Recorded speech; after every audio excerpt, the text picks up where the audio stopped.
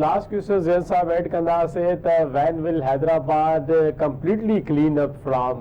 this situation तहां जो छा तरजीह इन जे मथा चवंदो केस ताईं हैदराबाद असा के बिल्कुल क्लीन मिलंदो मंशियात का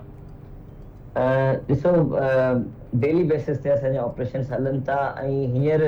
लेवल इहा अची वई आहे कि असांखे जिते असांखे का इंफॉर्मेशन मिले थी त उते असांखे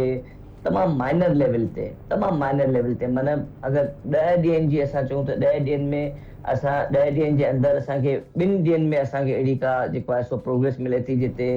कंहिं जॻह तां जेको आहे सो 30 पुड़ियूं कंहिं जॻह तां 15 पुड़ियूं इहा मिलनि थियूं ऐं मंशियात जी अगरि ॻाल्हि कयूं त उहो मतिलबु ॾाढो जेको आहे सो ॾुखी थी वई आहे असांखे इंफॉर्मेशन बि नथी मिले कि जेको आहे सो का किथे हैदराबाद में किथे का शइ मिले थी इहा शयूं असांखे ॿुधाइनि थियूं त अल्हम्दुलिल्लाह हिकिड़ी सुठी जेको आहे सो हैदराबाद में प्रोग्रेस इन हवाले सां थी आहे बाक़ी अल्हम्दुलिल्लाह इंशाल्लाह जेको आहे सो इहो ई आहे कि जल्द खां जल्द जेको आहे सो 100% रिज़ल्ट जेको आहे सो असांजी कोशिशि इहा ई आहे कि अॼु ई असांखे इंफॉर्मेशन मिले असांजी जेको आहे सो इंटेलिजेंस असांखे इंफॉर्मेशन ॾे